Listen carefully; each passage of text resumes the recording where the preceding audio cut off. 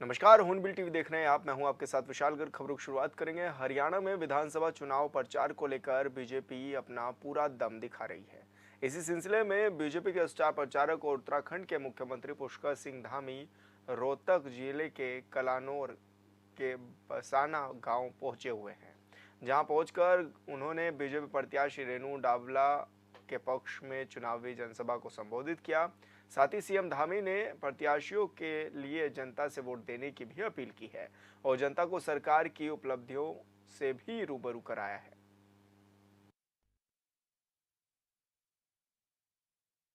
10 वर्षों के अंदर हमारे प्रधानमंत्री मोदी जी के मार्गदर्शन में हरियाणा के अंदर चलने वाली डबल इंजन की सरकार ने अनेक काम हरियाणा को आगे बढ़ाने के लिए किए, हरियाणा के चहुमुखी विकास के लिए किए। पिछले 10 वर्षों की अगर मैं बात करूं तो इन 10 वर्षों में इंफ्रास्ट्रक्चर मजबूत हुआ है। अनेक योजनाओं के जरिए गरीब किसान और मजदूर वर्ग को आगे बढ़ाने का काम हरियाणा की सरकार ने किया है।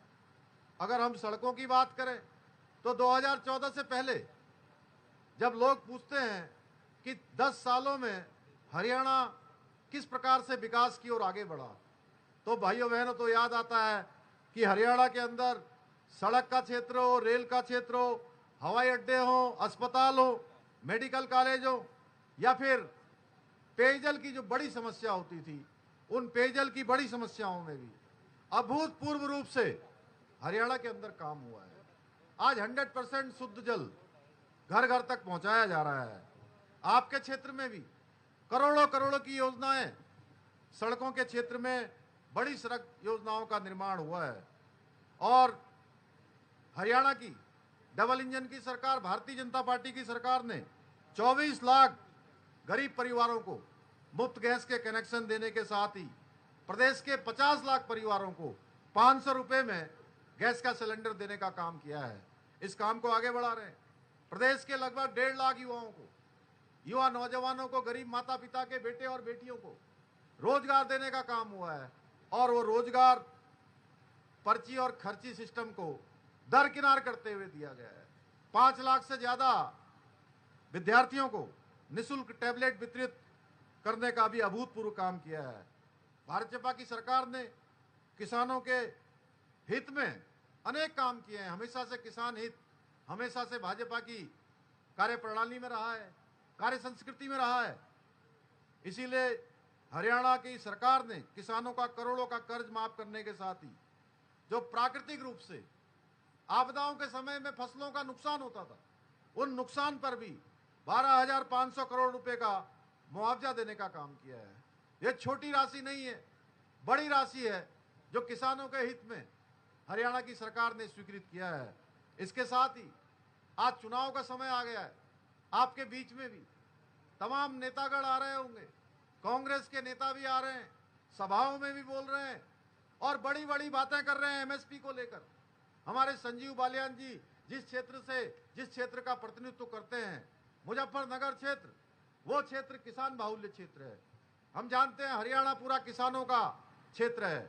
हरियाणा के किसानों के द्वारा उगाई हुई फसलें आज देश दुनिया के अंदर अपना नाम कर रही हैं। और आज ये एमएसपी को लेकर कांग्रेस के लोग बड़ी बड़ी बातें कर रहे हैं, लेकिन इन्होंने अपने समय में किसानों के लिए कोई काम नहीं किया। ये हमारे हरियाणा की डबल इंजन सरकार है जिसने हरियाणा में 24 फसलों पर एमएसपी लागू करने का अभूतपूर्व कार्य किया है और ये कार्य आगे भी बढ़ता रहेगा।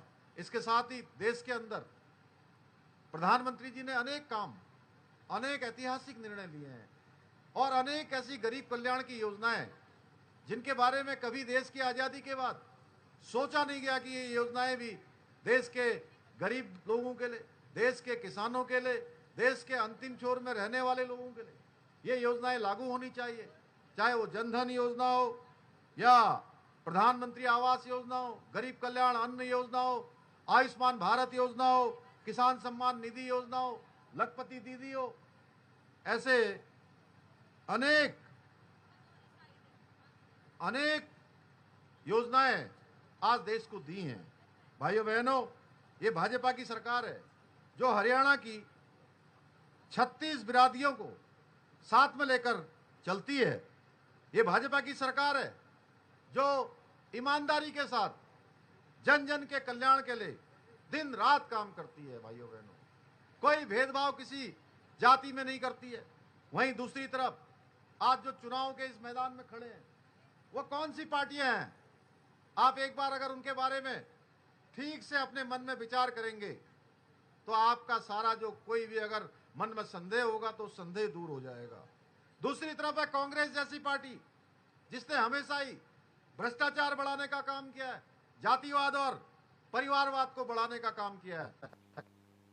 उत्तराखंड में लंबे समय से भू कानून की मांग चल रही है, जिसको लेकर हाल ही में सीएम पुष्कर सिंह धामी ने भी साफ कर दिया है कि जल्द ही राज्य में भू कानून लागू किया जाएगा। तो वहीं यमुनोत्री से विधायक संजय डोभाल का कहना है कि सीएम के फैसले का हम स्वागत करते हैं। ऐसे ही तमाम विषयों को लेकर हॉर्नबिल टीवी ने विधायक संजय डोभाल से खास बातचीत की है।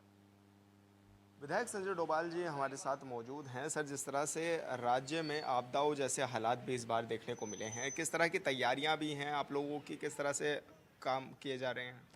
देखिए, हमारी विधानसभा में भी यमुनोत्री जी में और जानकी चट्टी में जो आपदा आई थी, माननीय मुख्यमंत्री जी से जिस दिन आपदा आई उसी के अगले दिन वहाँ पे सुरक्षात्मक कार्य शुरू कर दिए थे 24 घंटे के अंदर। और मुझे लगता है कि सभी जगह माननीय मुख्यमंत्री जी, क्योंकि हमारे मुख्यमंत्री जी युवा मुख्यमंत्री हैं, नई सोच के हैं और कार्य करने के लिए बिल्कुल तत्पर हैं। तो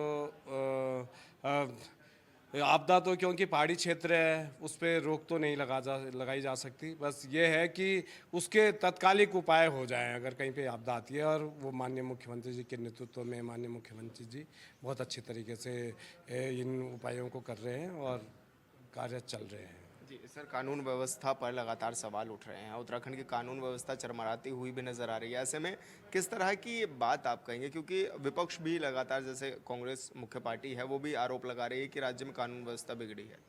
देखिए, कभी कभी कोई इंसिडेंट ऐसा हो जाता है कि जिसमें कानून व्यवस्था थोड़ा सा ऐसा लगता है कि नहीं है, पर ऐसा नहीं है। माननीय मुख्यमंत्री जी निरंतर प्रदेश की अगर कहीं पे भी कहीं कोई शिकायत आती है, कहीं पे कोई दिक्कत होती है कानून व्यवस्था में, तो उसमें या तो सुधार कर लिया जाता है या उसको तत्कालिक उसी टाइम उन्होंने, जैसे कोई भी है हमारे जैसे अब हो ही रहे हैं कई हिंदू मुस्लिम राइट्स वो दंगे हो रहे हैं, तो उनको तत्कालिक रोक तो दिए जाते हैं। और ऐसा नहीं है, छोटे मोटे झगड़े ये तो चलते ही रहते हैं, और अगर कहीं पे होता भी है तो उनको प्रशासन के द्वारा तत्काल रोक दिया जाता है और उन पर सुधार कर लिया जाता है। विधायक जी, जैसे कि राज्य में हमने देखा कि दंगा विरोधी पहले कानून बनाया गया, अब क्षतिपूर्ति कानून भी आप लोग लेकर के आ रहे हैं। जिस तरह से विधानसभा में भी पास हुआ, राज्यपाल ने भी संस्तुति दे दी है। ऐसे में क्या माने कि जो दंगाई हैं, जो तोड़फोड़ करते थे, राज्य संपत्ति को नुकसान पहुंचाते थे,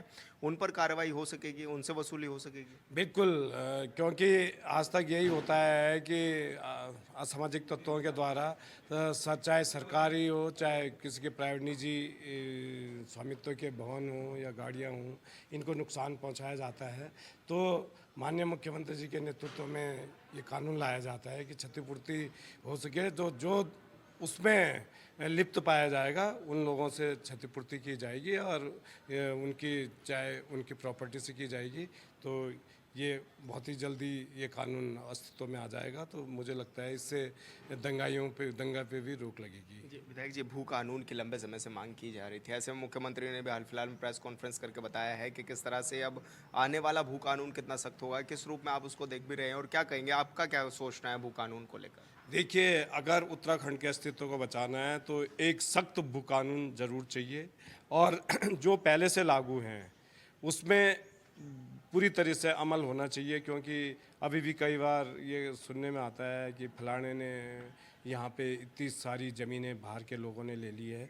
अगर ऐसी ज़मीनों की खरीद फरोख्त बाहर के लोग करते रहें तो उत्तराखंड के अस्तित्व पे ही सवाल उठ जाएगा कि क्यों यहाँ के लोगों ने ये अलग राज्य मांगा था। क्यों अलग राज्य इसीलिए मांगा था कि यहाँ के लोगों का चाहे ज़मीन हो चाहे ये सुरक्षित रहे। और क्योंकि ये इसकी भौगोलिक परिस्थितियाँ ऐसी है कि अगर पहाड़ों में बाहर के लोग आ गए तो यहाँ का अस्तित्व ही स्थानीय लोगों का ख़त्म हो जाएगा। तो इसलिए भू कानून तो मैं सरकार से जो भू कानून है उसको बिल्कुल सख्ती से लागू किया जाए और उसमें ऐसा सुधार किया जाए कि कोई भी व्यक्ति जो अभी है 250 उससे ज़्यादा कोई ज़मीन नहीं ले सके, और अगर किसी ने ली है तो उसको सरकार में निहित कर दिया जाए। जी विधायक जी, क्योंकि चारों धामों में से एक धाम से आप आते हैं, किस तरह की तैयारियां भी हैं? क्योंकि स्टार्टिंग में थोड़ी सी गड़बड़ाई थी व्यवस्थाएं, लेकिन अब क्या दावा कर रहे हैं आप लोग, किस तरह से आप व्यवस्थाओं को चाक चौबंद करेंगे इस बार? बिल्कुल शुरू में ऐसा होता है कि जब यात्रा शुरू हुई थी तो एकदम से बहुत ज़्यादा भीड़ आ गई थी, तो थोड़ा यात्रा व्यवस्थाएं चरमराई थी। अब सारी व्यवस्थाएं चाक चौबंद हैं और बहुत अच्छी तरीके से यात्रा चल रही है, सुचारू रूप से चल रही है, कहीं पे कोई व्यवधान नहीं है। अगर जैसे बारिश वारिश में अगर कभी थोड़ा हो भी जाता है तो उससे कोई फ़र्क नहीं पड़ रहा है। यात्रा बहुत अच्छे से चल रही है और बहुत चाक चौबंद होकर चल रही है। एक धाम में इलेक्शन भी होने हैं, उपचुनाव के, केदारनाथ में किस रूप में देख रहे हैं, क्या लग रहा है? देखिए, क्योंकि केदारनाथ जी, ये तो केदारनाथ के लोग ही तय करेंगे कि वहाँ पे क्या किसको मैंडेट देते हैं, पर मैं आशा करता हूँ कि माननीय धामी जी के नेतृत्व में उत्तराखंड बढ़िया से विकास के पथ पर चल रहा है, तो मुझे आशा है ही नहीं। माननीय मुख्यमंत्री जी को देखते हुए उत्तराखंड के लोग माननीय मुख्यमंत्री जी के ये इसको ज़रूर उनके मजबूत करेंगे और मुख्यमंत्री जी के, क्योंकि तभी उनके विकास की पहल को आगे बढ़ाया जा सकता है। जी सर, अंतिम सवाल मेरा ये है कि निकाय चुनाव होने हैं प्रदेश में, किस तरह की तैयारियां भी हैं, कैसे देख रहे हैं? देखिए, निकाय चुनाव तो काफ़ी समय से अब आगे बढ़ ही रहे हैं। अब आशा कर रहे हैं कि ये नवंबर लास्ट और दिसंबर में ये चुनाव की प्रक्रिया शुरू हो जाएगी। तो निरंतर इसमें सरकार मॉनिटरिंग तो कर ही रही है और जल्दी सरकार इस पे चुनाव कराएगी, ये ऐसी मुझे आशा है। जी धन्यवाद सर, हॉर्नबिल टीवी से बातचीत करने के लिए। विधायक जी हमारे साथ थे जो कि तमाम विषयों पर हमसे बातचीत कर रहे थे। हॉर्नबिल टीवी के लिए देहरादून से विशाल गर्ग। धर्मनगरी हरिद्वार में जिला कलेक्ट्रेट सभागार में जिलाधिकारी कर्मेंद्र सिंह की अध्यक्षता में गंगा संरक्षण समिति की 53वीं बैठक आयोजित की गई। इस दौरान गंगा की स्वच्छता और तटों पर हो रहे अतिक्रमण जैसे महत्वपूर्ण मुद्दों पर चर्चा भी की गई है। इस रिपोर्ट में देखिए।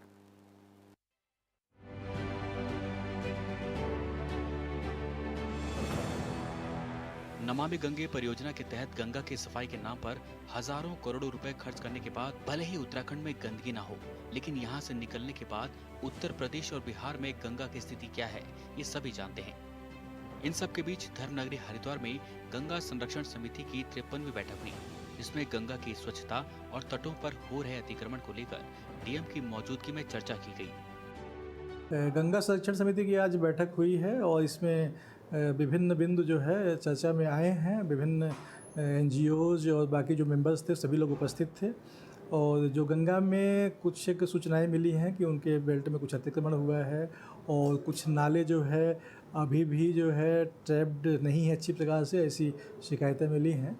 तो उन सभी पर निर्देश दिए गए हैं कि गंगा में किसी भी प्रकार का जो है अवशिष्ट नहीं जाना चाहिए, गंदा पानी किसी भी प्रकार का नहीं जाना चाहिए। हरिद्वार के जिलाधिकारी कमेंद्र सिंह ने बताया कि गंगा किनारे कुछ अतिक्रमण की शिकायतें मिली हैं, साथ ही कुछ नाले अभी भी सही तरीके से कार्य नहीं कर रहे, जिससे गंगा प्रदूषण का खतरा है। उन्होंने संबंधित अधिकारियों को निर्देश दिए कि गंगा में किसी भी प्रकार का अवशिष्ट न डालें। इसके लिए नालों पर जाली लगाएं और मूर्ति विसर्जन रोकने के लिए चेतावनी बोर्ड लगाने की आवश्यकता है। उन्होंने ये भी कहा कि गंगा के किनारे अतिक्रमण को चिन्हित कर तत्काल हटाया जाए और इस प्रक्रिया में समिति के सदस्यों को भी सम्मिलित किया जाए। जहाँ जहाँ ऐसी आवश्यकता है, जैसे कहीं पे कोई कूड़ा डाल रहा है गंगा में तो वहाँ जाल लगाने की आवश्यकता है, या कोई मूर्तियों का विसर्जन कर रहा है तो वहाँ पे भी बोर्ड लगाने की आवश्यकता है। तो किसी प्रकार का जो है ऐसा कोई भी कार्य नहीं होना चाहिए जिससे गंगा प्रदूषित हो। तो बैठक में कई एनजीओ के प्रतिनिधियों ने भी भाग लिया, जिन्होंने गंगा के संरक्षण के लिए समिति के सदस्यों को अपने सुझाव दिए और सभी से मिलकर गंगा को स्वच्छ और अतिक्रमण मुक्त बनाने की प्रतिबद्धता जताई। इसमें कोई शक नहीं कि मौजूदा वक्त में योग नगरी ऋषिकेश से लेकर धर्म नगरी हरिद्वार तक गंगा किनारे अतिक्रमण है, लिहाजा जरूरत अतिक्रमण हटाने की है। Bureau report, hornbill TV.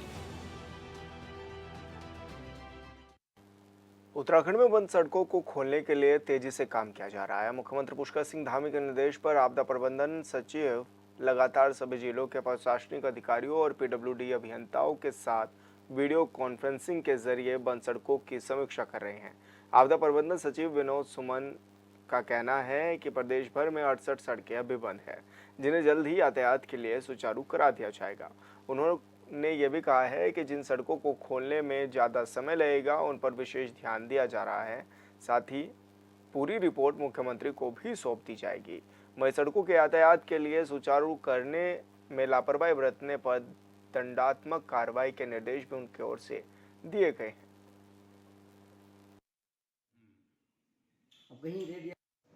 आज की तिथि में लगभग 68 सड़कें बंद हैं पूरे राज्य में, जिसमें से 24 सड़कें पीडब्ल्यूडी की हैं, 43 पीएमजीएसवाई की हैं और एक राज्य मार्ग है। कुल 68 सड़कें बंद हैं, जिसको खोलने के लिए कार्रवाई लगातार जनपदों से की जा रही है। काफ़ी हद तक सड़कों को पहले खोला गया था, संख्या काफ़ी कम हो गई थी, लेकिन बीच में 3 दिन की बरसात में फिर सड़कें बहुत सारी बंद हुई। करीब 70 से अधिक सड़कें बंद हुई हैं, जिससे संख्या बढ़ी है। हम उम्मीद करते हैं कि बहुत जल्दी इन सड़कों को भी खोलने की कार्रवाई की जाएगी। चार धाम की स्थिति क्या है? चार धाम चल रहा है। वर्तमान में 4 धाम यात्रा मार्ग पूरी तरह से खुला हुआ है। श्रद्धालुओं का आवागमन सुचारू गति से गतिमान है, चल रहा है, कहीं कोई दिक्कत की बात नहीं। उत्तरकाशी के इटानू में श्रीमती मंजीरा देवी विश्वविद्यालय में 3 दिवसीय निःशुल्क स्वास्थ्य शिविर आयोजित किया गया था, जो कि परमार्थ निकेतन ऋषिकेश और महावीर सेवा सदन के संयुक्त तत्वाधान में आयोजित किया गया। इस शिविर का लक्ष्य दिव्यांग मुक्त उत्तराखंड अभियान को सशक्त बनाना है। शिविर में 65 दिव्यांगों को निःशुल्क कृत्रिम अंग प्रदान किए गए हैं। कार्यक्रम में मौजूद रहे कैबिनेट मंत्री डॉक्टर धन सिंह रावत ने भी दिव्यांगों की मदद के लिए इस आयोजन की सराहना करते हुए कहा है कि राज्य सरकार इस तरह की कोशिश में पूरा सहयोग करेगी। वहीं परमार्थ निकेतन के परम अध्याय स्वामी चिदानंद मुनि ने भी विश्वविद्यालय अस्पताल के लिए 1 करोड़ रुपए देने की घोषणा की है।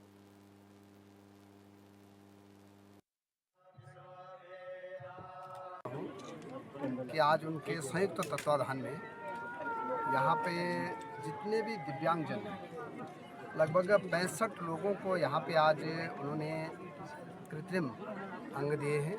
और जो प्रधानमंत्री मोदी जी का सपना है और हमारी सरकार का कि हमको उत्तराखंड राज्य को भी और भारतवर्ष को भी दिव्यांगता मुक्त करना है, उसके लिए एक बड़ा अभियान पूज्य स्वामी जी ने लिया है, हमारे विश्वविद्यालय ने लिया है और महावीर सेवा सदन के संस्थापक और उनके जितने भी प्रमुख लोग हैं उन्होंने लिया है। आज उनके एक भव्य कार्यक्रम उत्तरकाशी में था, उसमें मैं भी आज यहाँ पे आया हूँ और मुझे बड़ी खुशी है कि उत्तरकाशी के दिव्यांगजनों के आज चेहरे बहुत खुश मिजाज हैं कि उनको जो है आज नई जिंदगी मिली है। भारत के ऊर्जावान तपस्वी यशस्वी प्रधानमंत्री जी का संकल्प है कि भारत दिव्यांगता से मुक्त हो, किसी को कोई कष्ट ना हो, किसी को कोई पीड़ा ना हो। यही तो पूजा है, यही ध्यान है, यही यज्ञ है और उसी को सबसे पहले परमार्थ निकेतन ऋषिकेश और साथ ही साथ महावीर सेवा सदन और अब ये विश्वविद्यालय भी जुड़ गया। तो अब हम मिलकर पूरे समाज को जोड़कर हम लोग ये सोच रहे हैं कि पहला दिव्यांगता मुक्त उत्तराखंड, फिर दिव्यांगता मुक्त भारत ये बने। इस कार्यक्रम को गति देनी है, आगे बढ़ाना है, इसमें आप सबको भी अपनी भागीदारी निभानी है। नैनीताल के टिफिन टॉप के जंगल में एक संदिग्ध युवक को वन विभाग की टीम ने गश्त के दौरान पकड़ा है। पकड़ा गया युवक मुख्य मार्ग छोड़ जबरन जंगल में घूम रहा था। जब वन विभाग के अधिकारियों ने युवक से पूछताछ की तो युवक वन विभाग की टीम को कानून गिनाने लगा। बता दें कि पिछले दिनों हुए भूस्खलन के बाद टिफिन टॉप क्षेत्र आमजन के लिए बंद कर दिया गया था। फिलहाल पुलिस ने युवक को पकड़कर उसका 10,000 का चालान काटकर आगे की कार्रवाई भी शुरू कर दी है।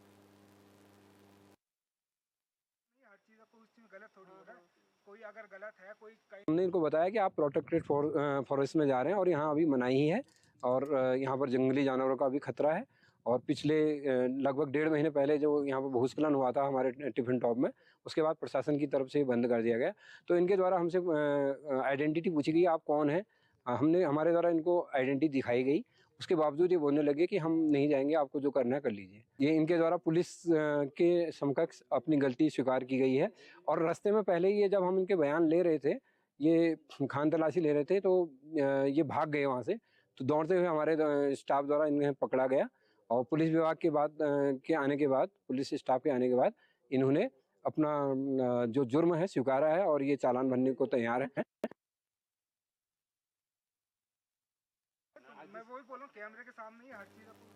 देहरादून स्थित साइबर थाने के पास डिजिटल अरेस्ट कर खाते साफ करने के बहुत से मामले सामने आ चुके हैं, जिससे बचने के लिए सीओ साइबर क्राइम अंकुश मिश्रा ने बताया है कि किसी भी अनजान कॉल के आने पर लालच में न आए। अनजान कॉलर की सत्यता की जांच करे बिना किसी भी तरह की सूचना और दस्तावेज उन्हें ना दें। उन्होंने कहा है कि किसी भी तरह के ऑनलाइन जॉब के लिए अप्लाई करने से पहले उस साइट की वेरिफिकेशन संबंधित कंपनी से करा लें। शक होने पर तुरंत पुलिस स्टेशन या साइबर क्राइम पुलिस स्टेशन पर शिकायत दर्ज कराएं। वित्तीय साइबर अपराध घटित होने पर तुरंत ही 1930 नंबर पर संपर्क करें।